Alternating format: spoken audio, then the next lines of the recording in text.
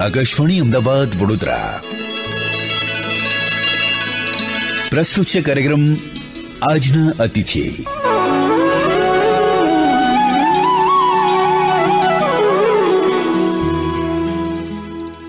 નમસ્કાર મિત્રો, આપનું સ્વાગત અને આજના આપણા મોંઘેરા અતિથિનું પણ સ્વાગત કરીએ.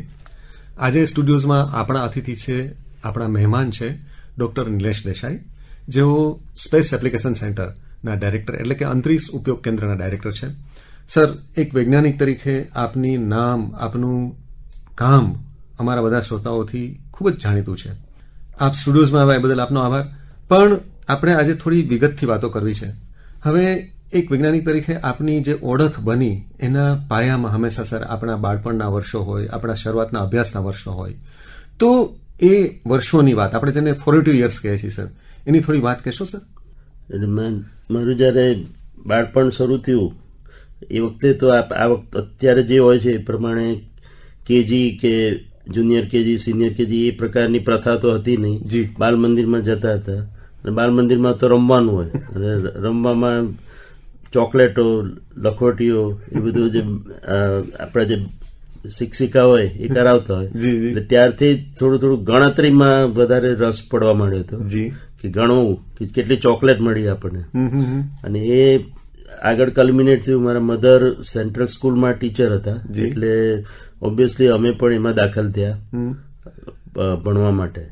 અને ત્યાં આગળ જે મારા ફોર્મેટિવ યર્સમાં જે ગણિતના શિક્ષિકા હતા ઇન્દિરાબેન ભટ્ટ કરીને, તો એમણે જે મારો ગણિતમાં ખાસ કરીને જે રસ કેળ્યો એને લીધે એ મારું પાયાનું જે ફોર્મેટિવ યર્સ કહેવાય એમાં એનું ઘણું યોગદાન હું માનું છું કે જેને લીધે મને મેથેમેટિક્સમાં રસ પડવા માંડ્યો અને એને લીધે હું આજે આગળ વધી શક્યો. મેથેમેટિક્સ ને સાયન્સ, વિજ્ઞાન એ બે મુખ્ય પાયા છે. આપને ખ્યાલ હશે કે આ પ્રકારનું એન્જિનિયરિંગ બેકગ્રાઉન્ડ માટે.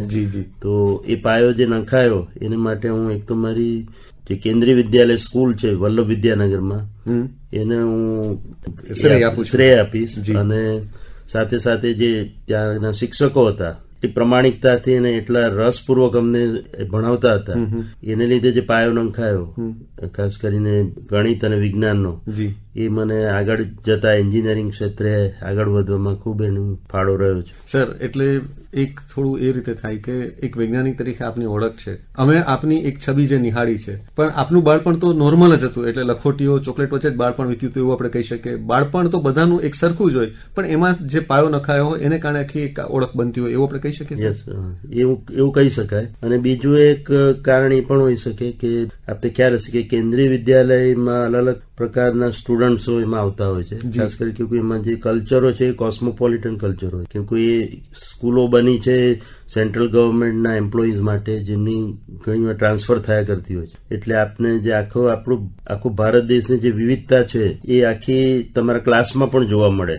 તો એને લીધે અલગ અલગ ભાષા બોલતા વિદ્યાર્થીઓ જોડે વાતચીત કરવાનું થાય, એમની જોડે મેળાપ થાય અને અલગ અલગ કલ્ચરનો આપણને જે અનુભવ થાય એ બધાને લીધે પણ આપણા વિકાસમાં, સર્વાંગી વિકાસમાં, ખાસ કરીને કેન્દ્રીય વિદ્યાલયમાં એક મોટો જે એનું પ્લસ પોઈન્ટ કહેવાય કે એ લોકો ખાલી ભણવા પર ધ્યાન આપવાના બદલે બાળકના ઓલરાઉન્ડ ડેવલપમેન્ટ, સર્વાંગી વિકાસ એમાં ધ્યાન આપે છે. એટલે ન કેવલ ભણવાનું, એની સાથે સાથે સ્પોર્ટ્સ છે, એક્સ્ટ્રા કરિક્યુલર એક્ટિવિટી છે, મ્યુઝિક છે, અને એ બધામાં પણ બાળક આગળ વધે એ પ્રકારની ગોઠવણ ત્યાં આગળ કરવામાં આવે છે. તો એને લીધે પણ જે ખાલી ભણવા પર ધ્યાન આપવાના બદલે અલગ અલગ પ્રવૃત્તિમાં હું પોતે એટલો બધો ભાગ લેતો નહોતો, સિવાય કે અમુક સ્પોર્ટ્સમાં, ક્રિકેટ છે, કબડ્ડી છે, ખોખો છે, એ સિવાય પણ બીજા બધા બાળકોને જોઈને, બીજા બધા આપણા જે સાથે સ્ટુડન્ટોને જોઈને, ખાસ કરીને અલગ અલગ કલ્ચરનો અનુભવ થવાથી એને લીધે પણ મારા વિકાસમાં એનો મુખ્ય ફાળો રહ્યો છે. એટલે એક રીતે સર આપણું દ્રષ્ટિ આપણી એક વિશાળ થઈ શકે, વિશાળ થતી જાય અલગ અલગ પ્રકારના માણસોને મળવાથી. એટલે એ પણ એટલું અગત્યનું છે. સર, હવે આપ ઇસરોમાં જોડાયા, એ એક માઇલસ્ટોન આપણે કહી શકીએ આપણા જીવનનો, એ એક મહત્વનો ડિસિઝન. પણ એ પહેલાનો આપે જે અભ્યાસ કર્યો એની થોડી વાત કરો, અને ક્યારે અને કઈ રીતે ઇસરોમાં જોડાવાનું સાકાર થયું એની પણ થોડી વાત કરો. એટલે મેં કીધું આ શરૂઆતના 1 થી 9 ધોરણ વલ્લભ વિદ્યાનગરની સેન્ટ્રલ સ્કૂલમાં ગાળ્યા પછી મારા પેરેન્ટ્સ ટ્રાન્સફર ગાંધીનગર થઈ હતી. જી જી. એટલે પછી ત્યાંથી સેન્ટ્રલ સ્કૂલ કેન્દ્રીય વિદ્યાલય ગાંધીનગરમાં મૂવ થયો. જી. અને ત્યાં પણ એવું જ વાતાવરણ મળ્યું. અને મેં કીધું એમ સેન્ટ્રલ સ્કૂલનું એક અનોખું વાતાવરણ હોય છે દરેક જગ્યાએ. જી જી. તો એનો પણ લાભ મળ્યો. અને એ એક રીતે મારા માટે વરદાન એ રીતે સાબિત થયું કે વલ્લભ વિદ્યાનગર તો અમદાવાદથી દૂર છે, પણ અહીંયા ગાંધીનગર આવવાથી, અમદાવાદની નજીક હોવાથી અમદાવાદ સિટીની જે એક ઓળખ છે એ પણ જાણવા મળી. અગેન મેં કીધું એમ એનું એક અલગ પ્રકારનું કોસ્મોપોલિટન કલ્ચર છે, તો એનો પણ અનુભવ થયો. અને એને લીધે બીજી મને ફાયદો એ થયો કે અમદાવાદમાં ઘણી બધી સંસ્થાઓ આવેલી છે ખાસ કરીને ભણતર માટેની. તો ઓફકોર્સ વિદ્યાનગર પણ વિદ્યાનગરી કહેવામાં આવે છે, ભણતર માટે જાણીતું છે, પણ અમદાવાદમાં એનાથી પણ વધારે સ્કોપ હતા.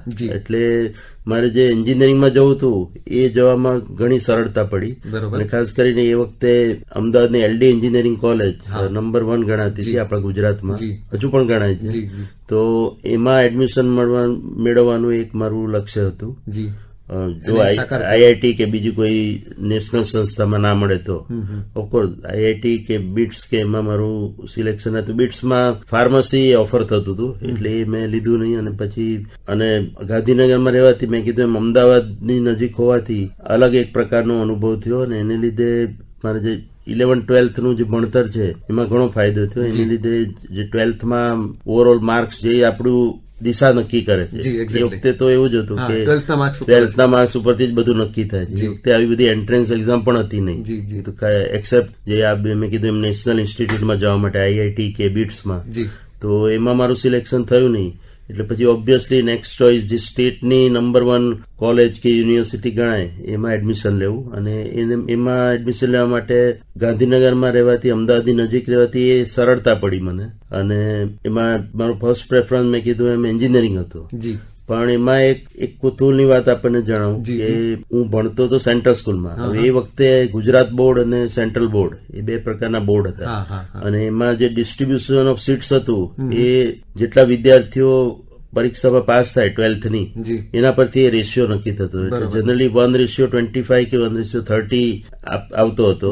એટલે એ પ્રમાણે જાણે કે કોઈ એન્જિનિયરિંગ બ્રાન્ચમાં 25 કે 30 સીટ હોય તો એક સીટ સેન્ટ્રલ બોર્ડના વિદ્યાર્થીને ઓફર થતી હતી, બાકીની બધી ગુજરાત બોર્ડ માટે. તો એ રીતે જોતા એ વખતે મારે જનરલી અરાઉન્ડ 1:30 જેવો આવ્યો હતો.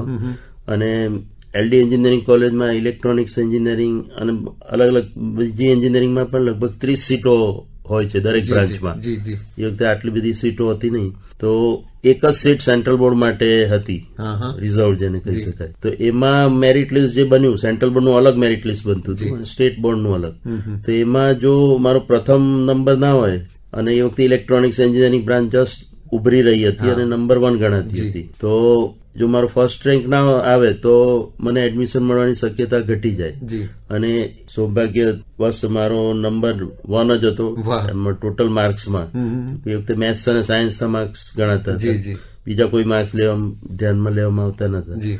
તો મેરિટ લિસ્ટમાં તો નંબર 1 હતો, પણ મેં કીધું એમ આરક્ષિત વિદ્યાર્થીઓનું નામ મારી આગળ મૂકવામાં આવ્યું. પણ લકીલી એમણે એ બ્રાન્ચ ચૂઝ ના કરી અને નંબર 1 હોવાને કારણે મને ઇલેક્ટ્રોનિક્સ એન્જિનિયરિંગ બ્રાન્ચ ઓફર થઈને મેં એકદમ શીઘ્રથી એની સિલેક્શન કરી લીધું. પણ જો એ ના મળ્યું હોત તો મારો જે પ્લાન B રેડી હતો કે તો પછી એન્જિનિયરિંગ છોડીને મેડિકલમાં જવાનું. એટલે પણ સૌભાગ્યવશ એ ના બન્યું. એને માટે હું ભગવાનનો આભાર માનીશ કે મેડિકલ માટે હું લગભગ કહી શકાય કે અનફિટ જ હતો. જે મેડિકલ માટે જે એકદમ ધ્યાન એ પ્રકારની સ્કિલ જોઈએ છે, તમારા જે ફિંગર્સ ની સ્કિલ જે કહેવાય એ મારામાં હતી નહીં એવું મને લાગે છે. એટલે જે બન્યું એ સારું જ બન્યું, અને એમાં નસીબનો પણ સાથ કહેવાય.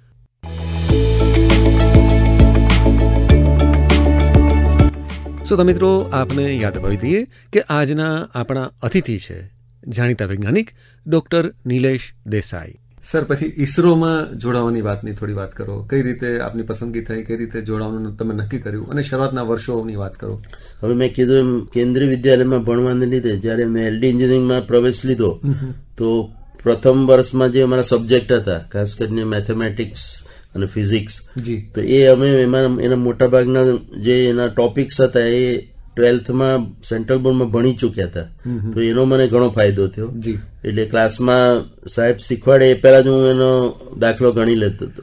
એટલે સર આપ હોશિયાર વિદ્યાર્થી? એટલે એ રીતે હોશિયાર ગણાયો, પણ એનો સાચું કારણ એ હતું કે હું પહેલેથી ભણી ચૂક્યો હતો.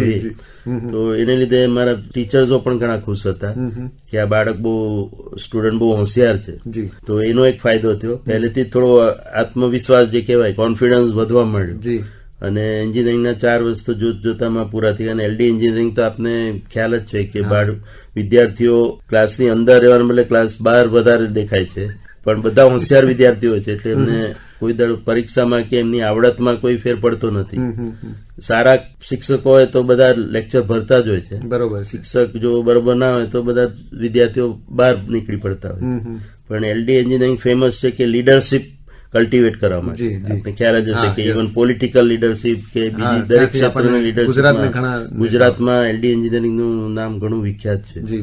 તો એ એલડી એન્જિનિયરિંગના એટમોસ્ફિયરનો પણ મને ફાયદો થયો. અને ભણવામાં તો હું સારો હતો જ. અને ઇલેક્ટ્રોનિક્સ એન્જિનિયરિંગ ભણતર હતું એ વખતે, એકદમ નવો સિલેબસ હતો. નવેસરથી એ બ્રાન્ચ શરૂ 2-5 વર્ષ પહેલા થઈ હતી. તો ઘણું નવું શીખવા મળ્યું. અને અગેન દરેક વખતે દરેક એન્જિનિયરિંગમાં સેમિસ્ટર સિસ્ટમ હોય છે, તો દરેકમાં ફર્સ્ટ રેન્ક જ આવતો. ખાલી ફર્સ્ટ યરમાં ફર્સ્ટ સેમિસ્ટર અને સેકન્ડ સેમિસ્ટર આપને નવાઈ લાગશે, પણ ફર્સ્ટ સેમિસ્ટરનું જયારે રિઝલ્ટ આવ્યું તો એમાં અમારી એન્જિનિયરિંગ ડ્રોઈંગની, મેં કીધું એમ ડ્રોઈંગમાં હું સારો નથી, એટલે જ હું માનતો હતો કે મેડિકલમાં ના ગયો એ સારું થયું. અને એન્જિનિયરિંગ ડ્રોઈંગની સેશનલ એક્ઝામમાં હું ગાંધીનગરથી અપડાઉન કરતો તો બસ ચૂકી જવાથી લેટ પડ્યો, એટલે એક્ઝામમાં બેસવા ના દીધા. ફરીથી રી એક્ઝામ આપવી પડી. તો જનરલી રી એક્ઝામમાં જે બેસતા હોય છે એમના માર્ક શિક્ષક કાપી જ નાખતા હોય છે કે આ વિદ્યાર્થીમાં બહુ ભલીવાર નથી એવું માનીને. તો એન્જિનિયરિંગ ડ્રોઈંગમાં બહુ ઓછા માર્ક આવે મારા, લગભગ પાસિંગ માર્ક જ મળ્યા. તો ઓવરઓલ એને લીધે જયારે ફાઇનલ રિઝલ્ટ આવ્યું તો આપને નવાઈ લાગશે કે જે ફર્સ્ટ રેન્ક હતો એ સિવિલ એન્જિનિયરિંગની એક મેડમ હતા. તો એના કરતા ટોટલમાં મારો એક જ માર્ક ઘટ્યો હતો. તો અને પછી બીજું સેમિસ્ટર શરૂ થયું કે ફર્સ્ટ ને સેકન્ડ સેમિસ્ટરમાં એન્જિનિયરિંગમાં બધા સબ્જેક્ટ તમારે ભણવાના છે દરેક બ્રાન્ચના. સો સિવિલ એન્જિનિયરિંગના પણ ભણવા પડે, મિકેનિકલના પણ ભણવા પડે, ઇલેક્ટ્રોનિક્સ ભણવા પડે. એટલે અલગ અલગ પ્રકારની આપણી આવડત કેળવાય એવી એમાં એની પાછળનો ઉદ્દેશ હોય છે. તો સેકન્ડ સેમિસ્ટરમાં બી એ રીતે સ્ટ્રેન્થ ઓફ મટીરિયલ એક સબ્જેક્ટ હતો, તો એમાં મને ગોલ્ડ મેડલ મળ્યો હાઈએસ્ટ માર્ક માટે. એવી રીતે ઓવરઓલ જયારે ફાઇનલ રિઝલ્ટ આવ્યું અગેન નવાઈ લાગશે કે ફરીથી જે ફર્સ્ટ રેન્ક આવ્યો એના કરતા એક જ માર્ક મારો ઓછો હતો. એટલે 2 સેમિસ્ટરમાં એક માર્ક માટે ફર્સ્ટ રેન્ક ચૂકીને સેકન્ડ રેન્ક પડ્યો. પણ મેં કીધું એમ સબ્જેક્ટમાં ગોલ્ડ મેડલ મને જ મળ્યો હતો. તો એ રીતે મેં કીધું એમ ફરીથી કોમ્પિટિટિવ એમાં આગળ રહેવાની મને ટેવ જ પડી ગઈ હતી એ રીતે. અને પછીથી તો સેકન્ડ યર થી અમારું ઇલેક્ટ્રોનિક્સ અને ઇલેક્ટ્રિકલનું ભણતર શરૂ થઈ ગયું. એટલે એમાં તો 30 થી 35 છોકરાઓ જ હતા દરેક ક્લાસમાં, એન્જિનિયરિંગ એટલે ઇલેક્ટ્રોનિક્સ એન્જિનિયરિંગ ક્લાસમાં. એમાં તો હંમેશા હું પ્રથમ જ આવ્યો. એટલે 3rd સેમિસ્ટર ઓનવર્ડ 8મા સેમિસ્ટર સુધી દરેક વખતે ફર્સ્ટ જ નંબર રહ્યો. ખાલી પહેલા 2 સેમિસ્ટરમાં એક માર્ક માટે લોકોને જાણીને નવાઈ લાગશે, પણ એક માર્ક માટે જ ચૂકી ગયો હતો ફર્સ્ટ રેન્ક. તો આ રીતે બધું ઘડતર થયું. અને ફર્સ્ટ રેન્ક હોવાના લીધે દરેક જગ્યાએ ઇન્ટરવ્યુ કોલ ને એમાં પ્રેફરન્સ મળતો હતો જ. એ વખતે આ ટાઈપની પ્લેસમેન્ટ સિસ્ટમ હતી નહીં કે કંપનીઓ તમે જાતે એપ્લાય કરવું પડે ને. અને મેં કીધું ઇલેક્ટ્રોનિક નવી બ્રાન્ચ હોવાથી એટલીસ્ટ ગુજરાતમાં તો એવા કોઈ સ્કોપ હતા જ નહીં. એટલે એકમાત્ર ઉદ્દેશ હતો કે ગવર્મેન્ટ જોબ. મારા મેં કીધું મધર ટીચર હતા સેન્ટ્રલ સ્કૂલમાં અને ફાધર બી સ્ટાફ ટ્રેનિંગ કોલેજમાં હતા જે સેન્ટ્રલ ગવર્મેન્ટની હતી. તો એને લીધે પહેલેથી ગવર્મેન્ટ જોબ તરફ વધારે હતો.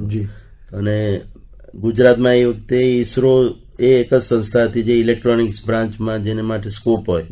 બાકી તો તમારે બેંગ્લોર કે કશે બહાર જવું પડે. અને એ વખતે આવું આઈટી બૂમ કે એવું બી કઈ હતું નહીં. એટલે દેશમાં બહુ ઘણા ગાંઠા જે ક્ષેત્રો હતા જ્યાં આગળ ઇલેક્ટ્રોનિક્સ એન્જિનિયરિંગ બ્રાન્ચની જરૂર પડે. અને મોટાભાગે ગવર્મેન્ટ સેક્ટરમાં જ હતા. એટમિક એનર્જી હોય કે સ્પેસ હોય કે ઇલેક્ટ્રોનિક્સ જે મિનિસ્ટ્રી ઓફ ઇલેક્ટ્રોનિક્સ હોય એવી અમુક જ ઓપનિંગ્સ હતા. નહીં તો પછી તમારે બહાર જવું પડે ફોરેન કે એવી રીતે. તો ઓબ્વિયસલી આ ગવર્મેન્ટ જોબ માટે ટ્રાય કરતા હતા. અને એમાં અમે જયારે લાસ્ટ સેમિસ્ટરમાં હતા, લાસ્ટ યરમાં તો એ વખતે ઈસરોમાં પ્રોજેક્ટ કરવાનો મને મોકો મળ્યો. બરોબર. ત્યાં આગળ સિલેક્શન થયું. જી. પ્રોજેક્ટ માટે પણ સિલેક્શન માટે ઇન્ટરવ્યુ લેવામાં આવતા હતા. તો અમે લગભગ 7-8 જણા સ્ટુડન્ટ જે હતા વેલ્ડીના ફર્સ્ટ 7-8 એમનું સિલેક્શન ઈસરોમાં થયું. ઈસરો એ વખતે નંબર 1 ગણાતું હતું પ્રોજેક્ટ માટે, અને પછી PRL ને એ બધાનો વારો આવતો. એમાં એ મોકો મળ્યો, અને એ વખતે આરક્ષણ આંદોલન શરૂ થયું હતું. તો એને લીધે અમારું જે સેમિસ્ટર થોડું લંબાઈ ગયું. બરોબર. એટલે વધારે પ્રોજેક્ટ વર્ક કરવાનો મોકો મળ્યો. કે ઓફિસ તો ચાલુ જ હતી ઈસરોની, આમ બીજું બધું ભણતર ને બધું કોલેજો સ્કૂલો બધું બંધ હતું એ 6-7 મહિના માટે. તો એનો ફાયદો ઇનડાયરેક્ટલી થયો કે પ્રેક્ટિકલ વર્ક કરવાનું મળ્યું ઈસરોમાં. અને ઈસરોના વાતાવરણ નો પરિચય હતો, એટલે નેચરલ આકર્ષણ બી આપણને હતું કે ઈસરોમાં જોબ મળી જાય તો એના જેવું કઈ નહીં. બરોબર. અને એ યોગાનું એ વખતે જ એની એડવર્ટાઇઝમેન્ટ નીકળી. સેન્ટ્રલાઇઝ રિક્રુટમેન્ટ હતું આખા ઈસરોનું. તો એમાં અમે એપ્લાય કર્યું, અને ઓબ્વિયસલી 70% ઉપર માર્ક હોય એ બધાને બોલાવતા હતા ઇન્ટરવ્યુમાં. અમદાવાદ સેન્ટર હતું નહીં એ વખતે, મેટ્રોપોલિટન જ હતા. એટલે બોમ્બે, કલકત્તા, દિલ્હી અને મદ્રાસ 4 જગ્યા જ ઇન્ટરવ્યુ રાખવામાં આવ્યા હતા. અને કદાચ 5મું બેંગ્લોર હતું. અમારે નજીક હોવાથી બોમ્બેનો અમને પ્રેફરન્સ આપ્યું હતું. તો બોમ્બેનું અમારું ઇન્ટરવ્યુ કોલ નીકળ્યો, પણ એ જ ટાઈમે અમારી એક્ઝામ શરૂ થઈ LD એન્જિનિયરિંગ. એટલે અમે રિક્વેસ્ટ કરી કે એ ટાઈમમાં જ અમારી એક્ઝામ હોવાથી અમે બોમ્બે આવી નહીં શકીએ, તો અમને બીજું કોઈ કેન્દ્ર ફાળવવા વિનંતી.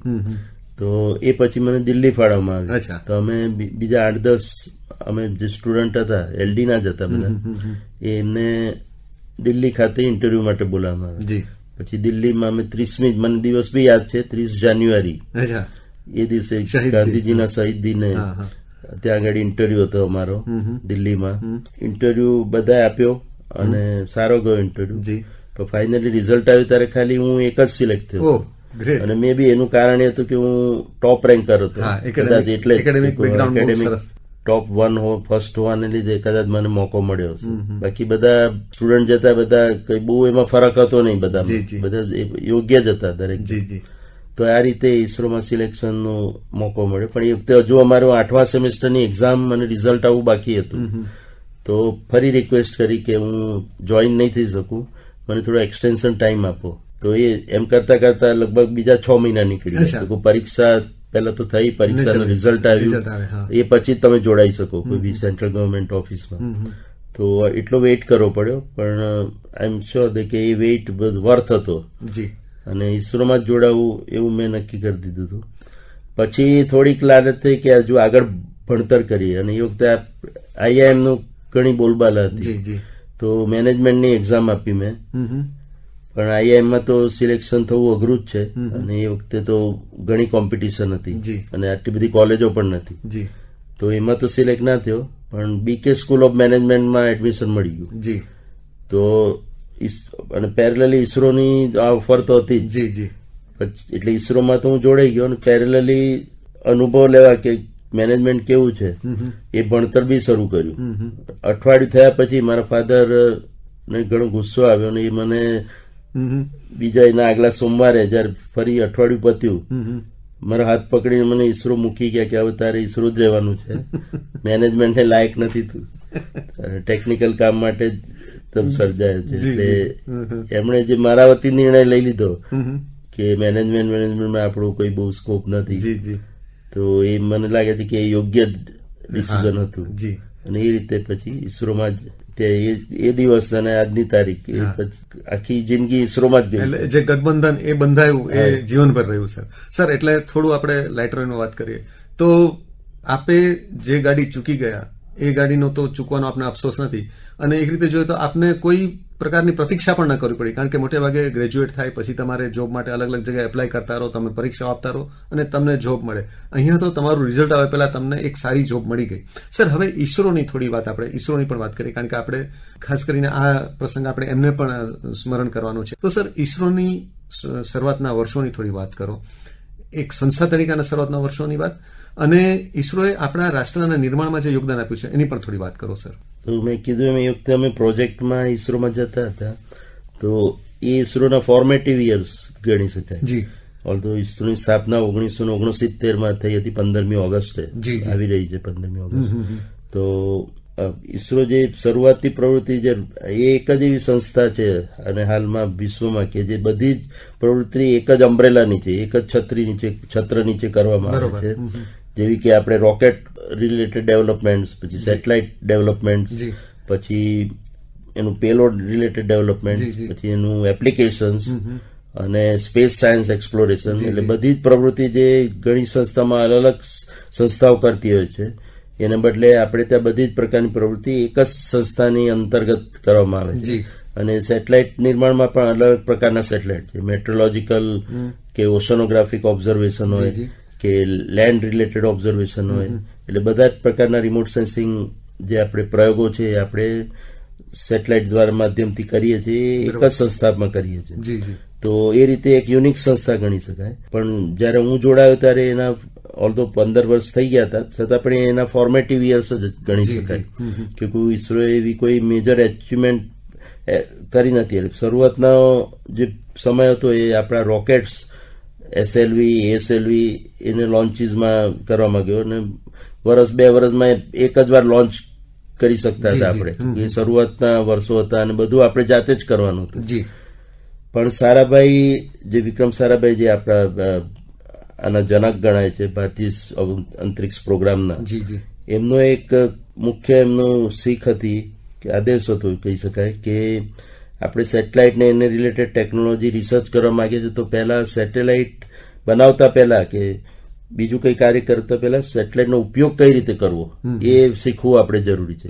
એટલે આપણે અમેરિકન સેટેલાઇટ, એવી રીતે ફ્રેન્કો જર્મન સેટેલાઇટ એ બધા હાયર કરીને એમને ભાડેથી લઈને અલગ અલગ એક્સપેરિમેન્ટ કરે કે ટીવી બ્રોડકાસ્ટનો એક પહેલો એક્સપેરિમેન્ટ થયો, પછી રેડિયો બ્રોડકાસ્ટ, વોઇસ કોમ્યુનિકેશન, પછી ડેટા કોમ્યુનિકેશન. એ બધા એક્સપેરિમેન્ટ આ ભાડાના સેટેલાઇટનો ઉપયોગ કરીને આપણે કર્યો.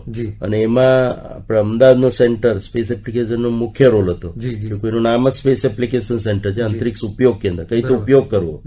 તો એને લીધે અહીંના જે સાયન્ટિસ્ટ હતા એને ઘણો લાભ મળ્યો કે સેટેલાઇટ શું છે અને એને કઈ રીતે ઉપયોગ થઈ શકે.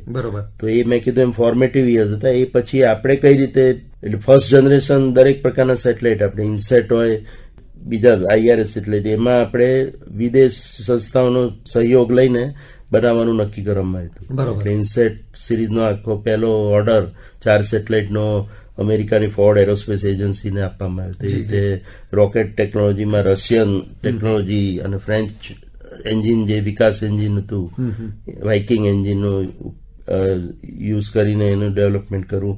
એટલે બીજા દેશોના સહયોગ સહકારથી ટેકનોલોજી, એમની વિકસિત ટેકનોલોજી લઈને આપણું ડેવલપમેન્ટ કરવું, એ પ્રકારનો ઉદ્દેશ હતો.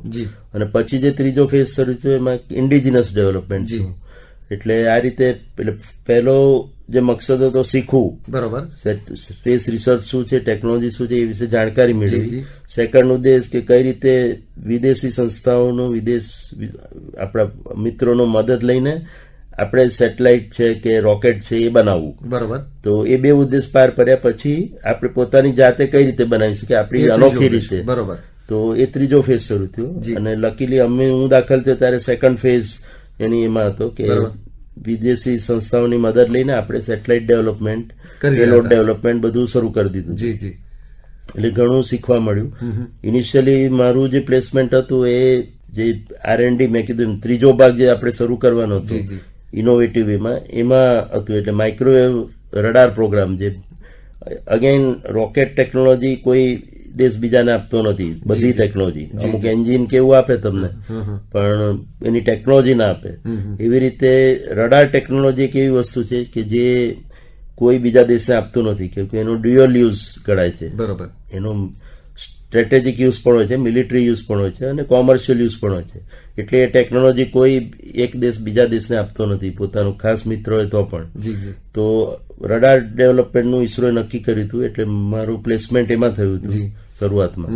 એટલે બધું જાતે જ શીખવાનું હતું. અને ઇનિશિયલ યર હતા, શરૂઆતના વર્ષો હતા. એટલે પુસ્તકોનો અભ્યાસ કરીને, જે લેખો આવતા હતા જર્નલ્સમાં બધી જગ્યાએ, એનો અભ્યાસ કરીને કઈ રીતે આપણે રડાર બનાવી શકીએ એ અંગેનો સ્ટડી કરવાનો વર્ષો હતા. એટલે શરૂઆતમાં બહુ પ્રેક્ટિકલ કાર્ય કરવા મળતું નતું અને આમ પણ આવડતું બી નતું. કઈ કોલેજમાંથી ફ્રેશ જ આપણે આવ્યા હોય.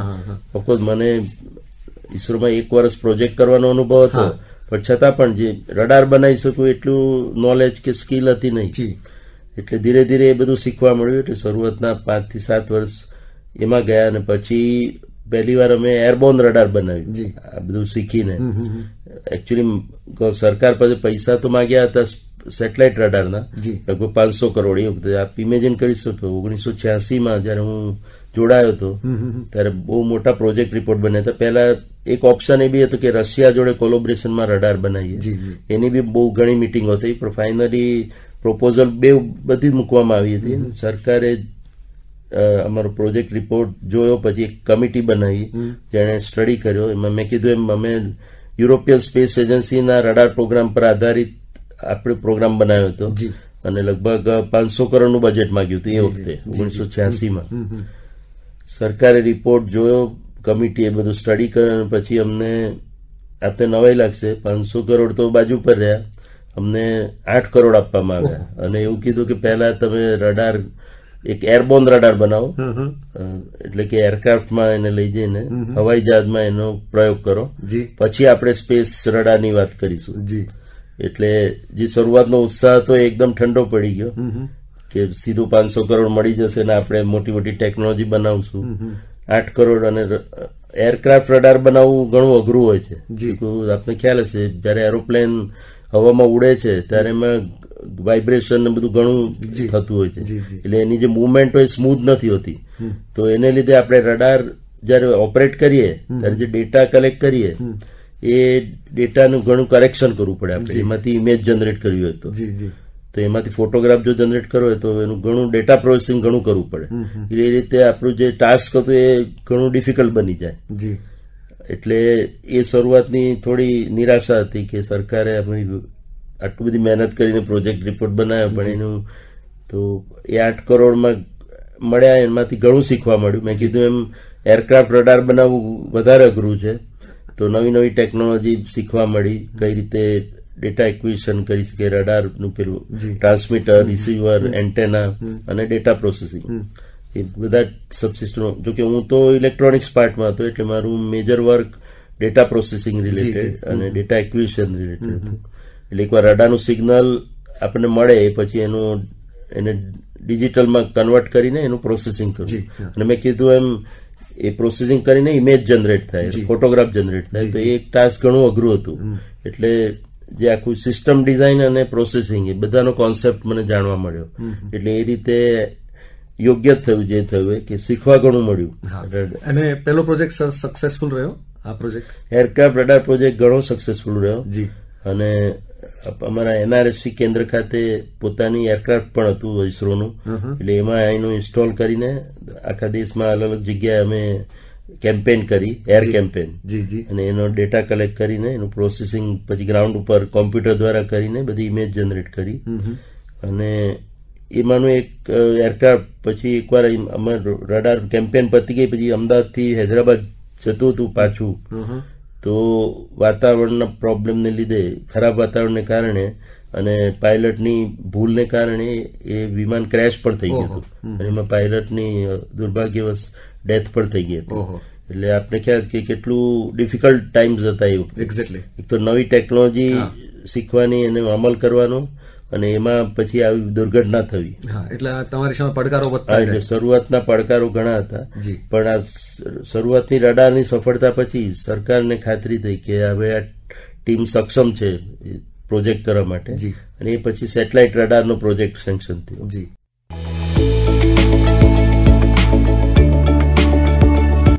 તો મિત્રો આપને યાદ અપાવી દઈએ કે આજના આપણા અતિથિ છે જાણીતા વૈજ્ઞાનિક ડોક્ટર નિલેશ દેસાઈ.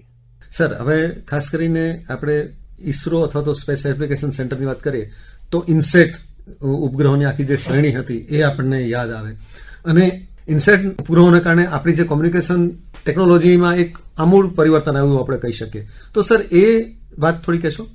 મેં કીધું એમ ઇન્સેટ 1 સિરીઝ આપણે એનું ડિઝાઇન તો આપણે કરી હતી અને એનું ફેબ્રિકેશન, કે એ વખતે આપણે એટલી આવડત હતી નહીં 1980ના કાળમાં. એટલે ફોર્ડ એરોસ્પેસ કરીને અમેરિકન કંપનીને એનો ઓર્ડર આપણે આપ્યો હતો નાસાના સહયોગથી, અને એમાં 4 સેટેલાઇટ બનાવવાનો ઓર્ડર હતો અને ડિઝાઇન આપણી હતી. એટલે આપણે એક તો કોમ્યુનિકેશન સેટેલાઇટ તો બનાવતો જ, સાથે સાથે મેટ્રોલોજીકલ ઓબ્ઝર્વેશન એટલે કે હવામાન અંગેની માહિતી. એટલે એમાં એક યુનિક જે કોઈ વર્લ્ડમાં કોઈએ કર્યું નહોતું એવું મેટ્રોલોજીકલ પેલોડ અને આ કોમ્યુનિકેશન પેલોડ બેવને ભેગા કરવામાં આવ્યા. હવે બેવની રિક્વાયરમેન્ટ થોડી અલગ અલગ હતી, એટલે સેટેલાઇટનું જે સેન્ટર ઓફ ગ્રેવિટી છે એ થોડું ડિસ્ટર્બ થઈ ગયું. એટલે સેટેલાઇટ જે કહેવાય ને અનબેલેન્સ ટાઈપનો સેટેલાઇટ બનતો હતો બધા એના સબ સિસ્ટમ ગોઠવ્યા પછી. એટલે એને બેલેન્સિંગ તરીકે એક મોટો બૂમ રાખવામાં આવતો હતો કે જે એનું સીજી ફરીથી બેલેન્સ કરી શકે. એટલે એ સેટેલાઇટ એક યુનિક પ્રકારનો સેટેલાઇટ બનતો હતો ડિઝાઇન વાઇઝ. પણ ફોર્ડ એરોસ્પેસ કંપનીએ આપણી ડિઝાઇનને મંજૂર કરીને પછી એ પ્રમાણે એનું ફેબ્રિકેશન ને પ્રોડક્શન શરૂ કર્યું. પણ આ થોડું આ ટાઈપની વિચિત્ર એની ઓવરઓલ ડિઝાઇનને લીધે એ જયારે સેટેલાઇટ લોન્ચ થયો પહેલો સેટેલાઇટ, તો થોડા સમયમાં એનો જે બૂમ હતો એ ખોલવો પડે. આપણે કોઈ જયારે રોકેટમાં એને લઈ જઈએ ઉપર ત્યારે એ સ્ટોર્ડ કન્ડિશનમાં હોય અને પછી ઉપર ગયા પછી લોન્ચ કર્યા પછી એને ખોલવામાં આવતો હતો. એ એક એન્ટેનાની જેમ ખુલી જાય. તો એ બૂમ પહેલો સેટેલાઇટનો જે બૂમ હતો એ ખુલ્યો જ નહીં. બધી નવી નવી ટેકનોલોજી હતી, શરૂઆત પહેલી વાર પ્રયોગ કરતા હતા. તો એ રીતે એ સેટેલાઇટ નકામો થઈ ગયો. બરોબર. અને પછી બીજો સેટેલાઇટ બહુ સફળતાપૂર્વક એમણે કામ કર્યું. ત્રીજો સેટેલાઇટ પછી ઇનસેટ 1C, એમાં એવું થયું કે સેટેલાઇટ બરોબર લોન્ચ થઈ ગયો અને કાર્ય પણ કરવાનું શરૂ થયું. અને થોડો અઠવાડિયું કે 15 દિવસ પછી એમાં જેની જે પાવર સિસ્ટમ છે એની બસ જે છે આપણે જેમ ઇલેક્ટ્રિક શોર્ટ સર્કિટ થાય એવો શોર્ટ સર્કિટ થઈ ગયો બસમાં. એટલે આખું સેટેલાઇટનો પાવર ડિસ્ટર્બ થઈ ગયો. એટલે એને લીધે એ સેટેલાઇટ કામ કરતો બંધ થઈ ગયો, એટલે શોર્ટ સર્કિટના લીધે. એટલે એ રીતે ઇનસેટ 1C સેટેલાઇટ પણ આપણે ગુમાવી ચૂક્યા. એટલે 1A અને 1C બે ગુમાવી દીધા. 1D પાછો સક્સેસફુલી લોન્ચ થયો. એટલે 4 સેટેલાઇટમાંથી 2 સેટેલાઇટ જ આપણે ખરેખર કામના રહ્યા. ઘણા લોકો એને માટે આપણી જે આ વિચિત્ર ડિઝાઇન હતી અનબેલેન્સ ડિઝાઇન જેને લીધે આવું બધું કોમ્પ્લિકેશન કરવા પડ્યા એને દોષ આપે છે.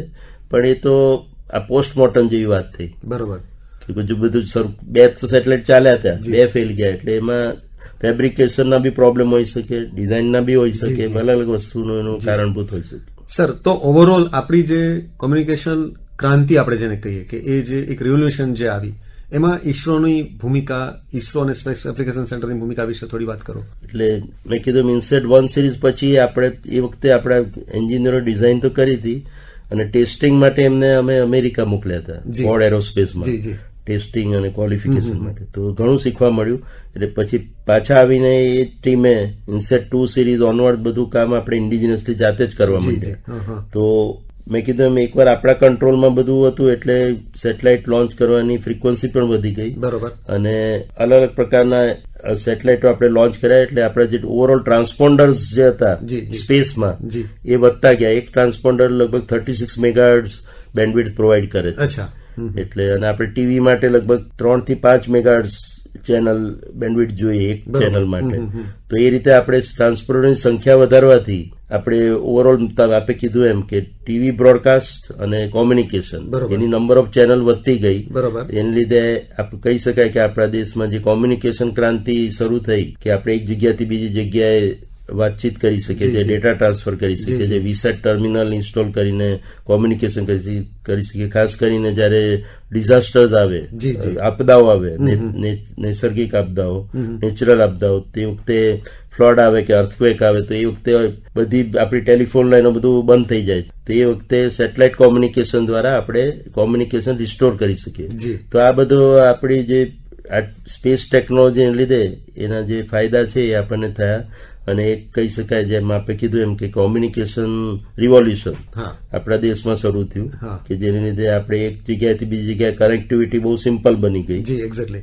એટલે ઈસરોએ એમાં બહુ મહત્વનો ભાગ ભજવ્યો. સર, હવે આપણે જયારે ઈસરોની વાત આપણે કરીએ તો બીજો એક જે સામાન્ય માનવીને જે પ્રોજેક્ટ આપણે છે ને યાદ આવે એ ચંદ્રયાન પ્રોજેક્ટ. સર, તો એની થોડી વાત કરો. આપ તો ચંદ્રયાન પ્રોજેક્ટ જોડે બહુ જ ઘનિષ્ઠ રીતે સંકળાયેલા રહ્યા છો. આપણે કોમ્યુનિકેશનની વાત કરી અને આજકાલ ચંદ્રયાન 3 ની જે સફળતા મળી ઈસરોને સાઉથ પોલ ઉપર એટલે કે દક્ષિણ ધ્રુવ પર મૂનના ચંદ્રના લેન્ડિંગ કરનારો, સોફ્ટ લેન્ડિંગ કરનારો પહેલો દેશ ભારત બન્યો હતો 23 ઓગસ્ટ 2023 ના રોજ. તો એને લીધે ઘણો હાઈપ અને ઘણું જે કહેવાય કે લોકોમાં ઉત્સાહ જનરેટ થયો છે. બરોબર. અને એ યોગ્ય જ છે કે કોઈ સફળતા બહુ અભૂતપૂર્વ સફળતા હતી ભારતની, અને બીજો કોઈ દેશ કરી નતો શક્યો એ આપણે કરી બતાવ્યું પહેલું. બીજા દેશ પણ કરી શક્યા હોત, પણ બીજા કોઈ એ બીડું ઝડપ્યું નતું એવું કહી શકાય. આપણે એમાં સફળ થયા, બીડું ઝડપ્યું ને સફળ થયા, કે કોઈ એ પ્રકારની હિંમત કેળવવી એ બી એક અગત્યનું છે. એક્ઝેક્ટલી. કે કોઈ ફેલ થવાના ચાન્સીસ ઘણા હતા અને ફર્સ્ટ ટાઈમ આપણે ફેલ જ થયા હતા. તો ચંદ્રયાન 3 નો અથવા ચંદ્રયાન પ્રોગ્રામ જે આપણે 2000 શરૂ કર્યો હતો, અને પહેલું ચંદ્રયાન 1 2008 લોન્ચ કર્યું, ચંદ્રયાન 2 આપણે 2019 લોન્ચ કર્યું, ચંદ્રયાન 3 2023 એટલે કે 4 જ વર્ષમાં આપણે 2019 જે નિષ્ફળતા મળી હતી સોફ્ટ લેન્ડિંગની, અને એ રીતે બહુ અભૂતપૂર્વ એ રીતે બી કહી શકાય કે એ વખતે આપણે કોવિડ પીરિયડમાંથી પસાર થઈ રહ્યા છે 2020માં. તો કોવિડ સમય દરમિયાન પણ કાર્ય કરીને ઇસરોના સાયન્ટિસ્ટોએ ચંદ્રયાન 3 રેડી કરી દીધું વિધિન 4 years. જનરલી આ પ્રકારના મિશનો ડિકેડમાં એકવાર થતા હોય છે, વન્સ ઇન અ ડિકેડ, 10 વર્ષે એકવાર. કે મેં કીધું એમ 2008માં પહેલું ચંદ્રયાન 1, 2019માં બીજું, એ રીતે જુઓ તો 5 થી 10 વર્ષે જ આ પ્રોગ્રામ થતા. પણ ત્રીજું આપણે વિધિન 4 years કર્યું, એ બી કોવિડ સમય દરમિયાન. તો એ એક બહુ અભૂતપૂર્વ સફળતા ગણાય ટેકનોલોજી વાઇઝ. અને પછી સફળ લેન્ડિંગ પણ થયું. તો એને લીધે જે હાઇપ કે યુફોરિયા જનરેટ થયો આખા દેશમાં, ઉત્સાહ, એ યોગ્ય જ છે એવું માનવાનું છે. પણ એ સાથે એ પણ હું કહીશ કે આ પ્રકારની જે પ્લેનેટરી મિશન છે કે સ્પેસ એક્સપ્લોરેશન, અને આજકાલ આપણે વાત કરીએ છીએ, પહેલા આપણે મંગળયાન પણ કર્યું હતું, ચંદ્રયાન તો આપણું એસ્ટાબ્લિશ થઈ ચુક્યું છે, અને હવે ગગનયાન એનું કાર્ય કરી રહ્યા છે. પછી ભારત અવકાશ સ્ટેશને ઘણી બધી વાતો આપણે કરી રહ્યા છે.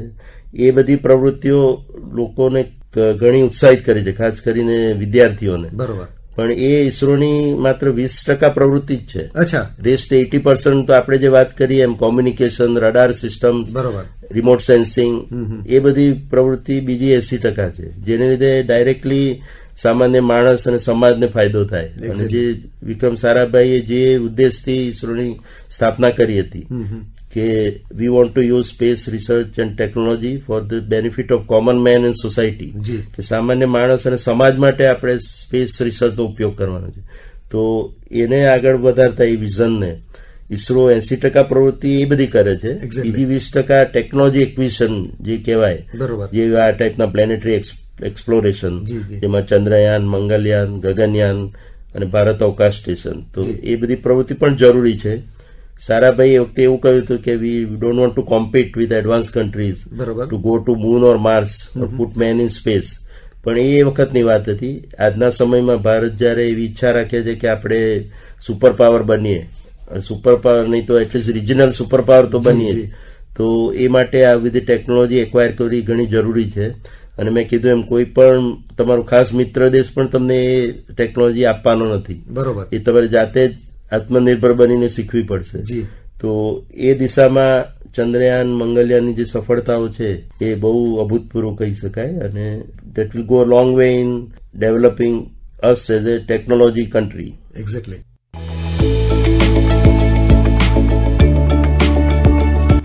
તો મિત્રો, આપને યાદ અપાવી દઈએ કે આજના આપણા અતિથિ છે જાણીતા વૈજ્ઞાનિક ડોક્ટર નિલેશ દેસાઈ. સર, હવે આપણે ઘણી બધી વાતો કરી, પણ વૈજ્ઞાનિકના જીવનમાં પણ આપણે કહેવાય ને કે ચઢાવ ઉતાર આવતા હોય, તો એક વૈજ્ઞાનિક તરીકે આપ આ તબક્કામાંથી કઈ રીતે પસાર થયા એ પણ તમે કહો. કારણ કે ઘણા બધા અમારા શ્રોતા મિત્રો એવા હશે કે જેમને કંઈક પણ વૈજ્ઞાનિક ક્ષેત્રમાં કંઈક એમને નામ કમાવવું હશે અથવા તો એમને કંઈક કરિયર બનાવ્યું હશે, તો એમને આપ શું સલાહ આપશો? જેમ મેં જણાવ્યું કે શરૂઆતમાં અમે ઘણા ઉત્સાહથી રડારનો પ્રોજેક્ટ પ્રપોઝલ આપી 500 કરોડ માગવા ગયા અને મળ્યા 8 કરોડ. અને જે કાર્ય આપ્યું એ પણ બહુ મુશ્કેલ બનાવીને આપ્યું કે એરક્રાફ્ટ રડાર બનાવો. સ્પેસ બોર્ન રડાર બનાવવું ઇઝી છે, લોકોને જાણી નવાઈ લાગશે.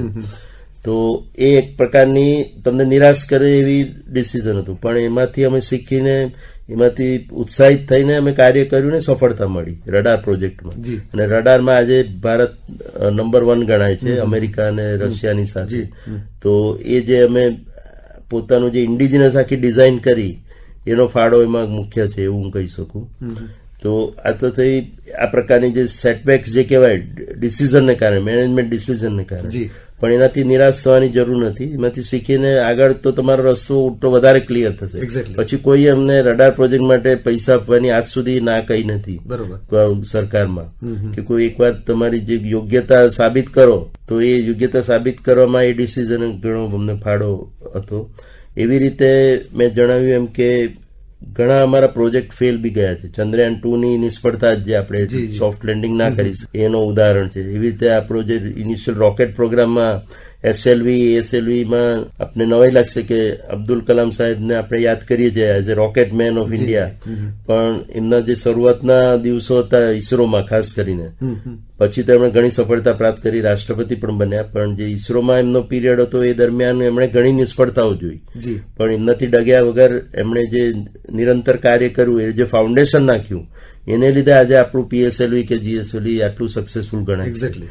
તો નિષ્ફળતાથી ડરવાની જરૂર નથી. ઇસરો કલ્ચરમાં અમને એ શીખવાડવામાં આવે છે, અને ખાસ કરીને અમારા સેક કલ્ચર અમે કહીએ છીએ કે ફેલિયર્સ અથવા તો ફેલ જે આપણે કહીએ છીએ, આપણે 3 શબ્દોથી ઘણા આપણે નિરાશ થઈ જઈએ છીએ લાઈફમાં.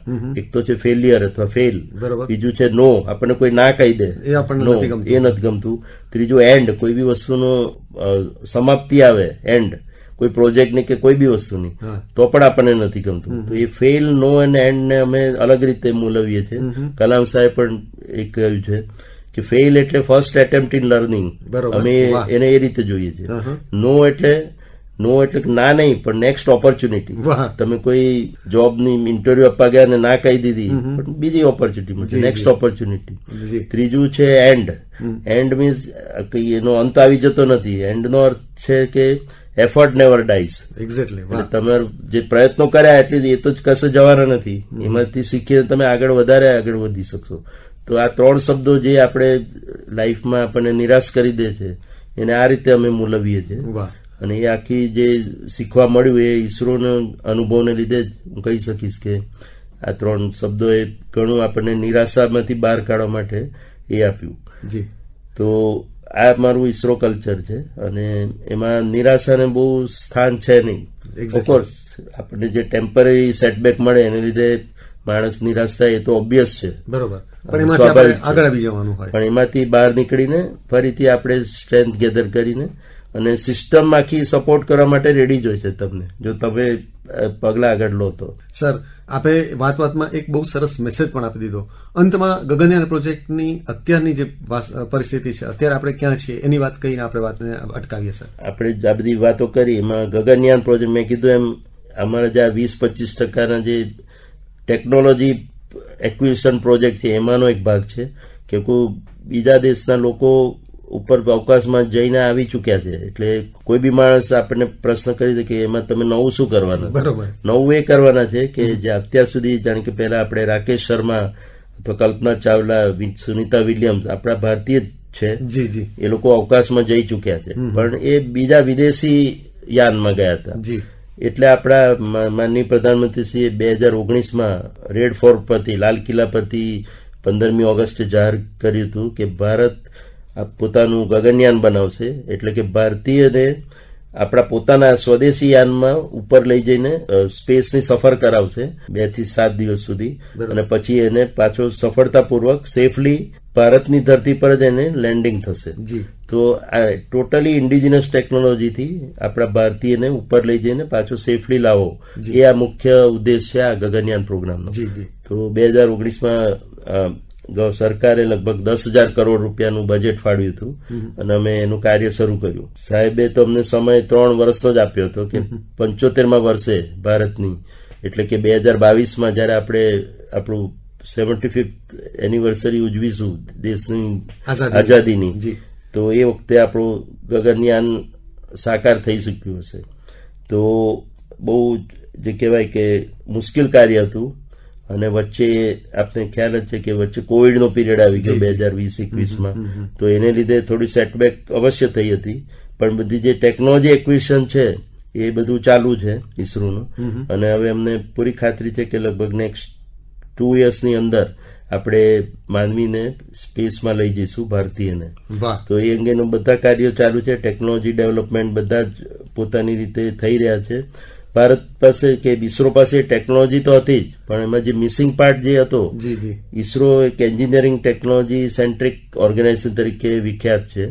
તો એમાં કોઈ આપણે શંકા હતી જ નહીં કે બધી ટેકનોલોજી આપણી પાસે છે જ, પણ જે નથી એ છે હ્યુમન સેફટી અથવા સેફટી ક્રિટિકલ એપ્રોચ. એટલે આપણે જે બી ટેકનોલોજી છે એને વધારે સેફ બનાવવાની છે, જેથી એમાં નિષ્ફળતાને અવકાશ ના રહે. કે કોઈ એક માણસની જિંદગીનો સવાલ છે કે આપણે એને સ્પેસમાં લઈ જઈએ અને સફળતાપૂર્વક પાછો પણ લાવવાનો છે સેફલી. તો એ અંગેનું કાર્ય થઈ રહ્યું છે. એટલે કે બધી સિસ્ટમને કન્વર્ટ કરી રહ્યા છે હ્યુમન રેટિંગમાં, એટલે કે હ્યુમન સેફટી રેટિંગ વધે એનું. રિલાયબિલિટી તો અમે એશ્યોર કરતા જ આજ સુધી, રિલાયબિલિટી એન્ડ ક્વોલિટી એશ્યોરન્સ, પણ એનાથી પણ આગળ જઈને હ્યુમન રેટિંગ કરવાનું છે દરેક સિસ્ટમનું, હાર્ડવેર હોય કે સોફ્ટવેર હોય. તો એ અંગેનું કાર્ય ચાલુ છે. એમાં થોડો સમય જઈ રહ્યો છે, પણ મેં કીધું એમ હવે ઓવરઓલ જે પ્રગતિ થઈ છે એ જોતા લગભગ નેક્સ્ટ 1.5-2 yearsમાં આપણે અવશ્યથી માનવને અંતરિક્ષમાં પહોંચાડી શકીશું. એ પહેલા જે અમે જે કાર્યક્રમ બનાવ્યો છે, પ્રોગ્રામ આખો, એ પ્રમાણે અત્યારે બધું ટેકનોલોજી રિલેટેડ ટેસ્ટિંગ થઈ રહ્યું છે. એટલે કે એને ટેસ્ટ ફ્લાઇટ થઈ રહી છે બધી. એ પછી 3 અનમેન્ડ ફ્લાઇટ થશે, એટલે કે માનવ રહિત આપણે લોન્ચ કરીશું. અને એ જ પ્રકારે આખું સિમ્યુલેટ કરીને ઉપર યાન જશે, ત્યાં 2 થી 7 દિવસ ફરીને પાછું આવશે, સેફલી લેન્ડ થશે. એવું એક વાર નહીં પણ 3 વાર કરીશું, જેથી આપણે સંપૂર્ણ ખાતરી થાય કે હવે માનવ મોકલવામાં કોઈ જોખમ નથી. અને છેલ્લે પછી આ મેન્ડ ફ્લાઇટ જે કહેવાય, ક્રૂડ ફ્લાઇટ, એ H1 મિશન જેનું નામ આપવામાં આવ્યું છે, હ્યુમન મિશન, એ જ કરવામાં આવશે. એટલે કે ટેસ્ટ ફ્લાઇટ, પછી ફોલોડ બાય 3 અનમેન્ડ ફ્લાઇટ, અને પછી છેલ્લે મેન્ડ ફ્લાઇટ. અને એ રીતે આખું આ ગગનયાન પ્રોગ્રામ આખું કન્સીવ કરવામાં આવ્યો છે. અને એના પછી ભારત અવકાશ સ્ટેશન બધી ઘણી બધી પ્રોજેક્ટનું અત્યારે જે કહેવાય કે પ્રોજેક્ટ રિપોર્ટ તૈયાર થઈ રહ્યા છે. ચંદ્રયાન 3 પછી ચંદ્રયાન 4 અંગે, કે ત્યાંથી ચંદ્રની ધરતી પરથી સોઇલ અને રોકના સેમ્પલ લાવીને અહીંયા એનું પરીક્ષણ કરવું, જે અમેરિકા અને બધા કરી ચુક્યા છે, આપણે કરવું છે. એટલે ત્યાં ચંદ્ર પર જઈને પાછા આવવું, એ ટેકનોલોજી વિકસાવવાની. અને માર્સ કે મંગળયાન 2માં આપણે મંગળ પર લેન્ડિંગ કરવું છે, જેવું ચંદ્ર પર લેન્ડિંગ કર્યું. મંગળ પર લેન્ડિંગ કરવું ઇઝી છે, ખાલી એમાં જે પ્રોબ્લેમ છે કે એટલું દૂર છે કે એને કંટ્રોલ કરવું એટલું ડિફિકલ્ટ થશે અહીંથી બેઠા બેઠા. છેલ્લો જે આપણો ઉદ્દેશ ભારત અવકાશ સ્ટેશન, ઇન્ટરનેશનલ સ્પેસ સ્ટેશન જેવું આપણું અવકાશ સ્ટેશન બનાવવું, એ અંગેનું બી ગગનયાન પ્રોગ્રામનો નેચરલ ફોલોઅપ તરીકે એમનું કાર્ય થશે. એનો બી રિપોર્ટ બની રહ્યો છે. અને છેલ્લે man on moon, Indian on moon, એ 2040માં એ પ્રધાનમંત્રીશ્રીએ લક્ષ્ય આપ્યું છે. તો એમાં અંતરિક્ષ સ્ટેશન વચ્ચે ટ્રાન્ઝિટ તરીકે યુઝ થશે, ગેસ્ટ હાઉસ તરીકે. અહીંથી માનવ પહેલા અંતરિક્ષ સ્ટેશનમાં જશે ને ત્યાંથી મૂન તરફ જશે. તો મેન ઓન મૂન 2040 કલ્પનાથી એ ઉદ્દેશ્ય રાખીને આખો પ્રોગ્રામ ગગનયાન ઓનવર્ડ્સ એ બધો ચોકઆઉટ થઈ રહ્યો છે. અને એ અંગેની ટેકનોલોજી એક્વિઝિશન થઈ રહ્યું છે. તો આ આખો મેં કીધું એમ જે 20 થી 25% આપણો એક ટેકનોલોજી એક્વિઝિશન પ્રોગ્રામ છે, એનો ભાગ રૂપે આ બધું છે. બરોબર. એ બહુ એક્સાઇટિંગ છે, લોકોને બહુ ઉત્તેજિત કરે એવી આ બધી ટેકનોલોજી છે. એ જોવાથી કે એનું જે આનંદ મળે એમાં સફળતા મળવાથી. પણ મેં કીધું એમ જે ખરું કામ જે ઇસરો કરી રહ્યું છે એ પેલું 80% વાળું સેટેલાઇટ કોમ્યુનિકેશન, સેટેલાઇટ નેવિગેશન અને રિમોટ સેન્સિંગ અને સાયન્સ રિલેટેડ એક્સપ્લોરેશન. તો એ મહત્વનું છે, જે સારાભાઈ આપણને મંત્ર આપીને ગયા છે એ અંગેનું.